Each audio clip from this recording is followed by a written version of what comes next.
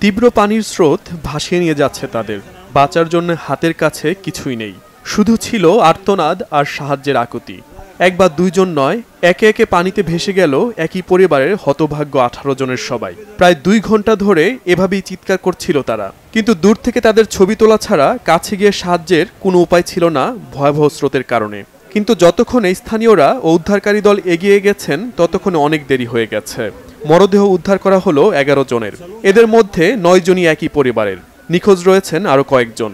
সৌভাগ্যক্রমে জীবিত উদ্ধার করা হয়েছে 4 জনকে। তারা সকালের নাস্তা শেষে কিছু সেলফি তুলতে ওই স্থানটিতে যায়। তখন ওখানে বেশি পানি ছিল না। হঠাৎ করেই বন্যার পানি বাড়তে থাকলে তারা ভেসে যায়। পানির স্রোত খুবই শক্তিশালী ছিল।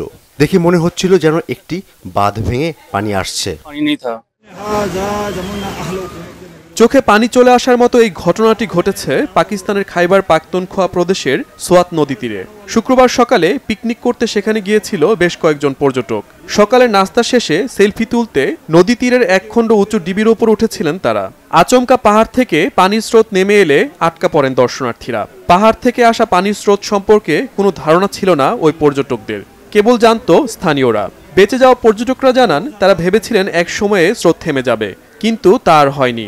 এক পর্যায়ে স্রোত আরো তীব্র হয়ে ভয়াবহ আকার ধারণ করে, বাড়তে থাকে তীব্রতা। ততক্ষণে অনেক দেরি হয়ে গেছে। চিৎকার করতে থাকেন আটকা পড়া দর্শনার্থীরা। উপস্থিত মানুষ নিরুপায় হয়ে দেখেন এই ভেসে যাওয়ার ঘটনা। 2 ঘন্টা পর পুলিশ ও উদ্ধারকারী দল ঘটনাস্থলে পৌঁছায়। এর মধ্যেই ভেসে যায় বেশ কয়েকজন। পরে স্রোত আরো বেড়ে যাওয়ায় উদ্ধার তৎপরতা কঠিন হয়ে পড়ে। তারা 2 ঘন্টারও বেশি সময় ধরে চিৎকার করছিল। সময়ের সাথে সাথে স্রোতের গতি বাড়তে থাকে। পুলিশ ও উদ্ধারকারী দল প্রায় 2 ঘন্টা পর এখানে আসে। এই সময়ে 4 জন ভেসে যায়। পরে আরো 14 জন ভেসে যায়। শক্তিশালী স্রোতের সামনে কারো কিছুই করার ছিল না। শক্তিশালী এই স্রোত খাওয়াজে খেলা থেকে আসতে থাকে। স্থানীয়দের দাবি বৃহস্পতিবার রাত থেকেই তারা বিষয়টি জানতেন।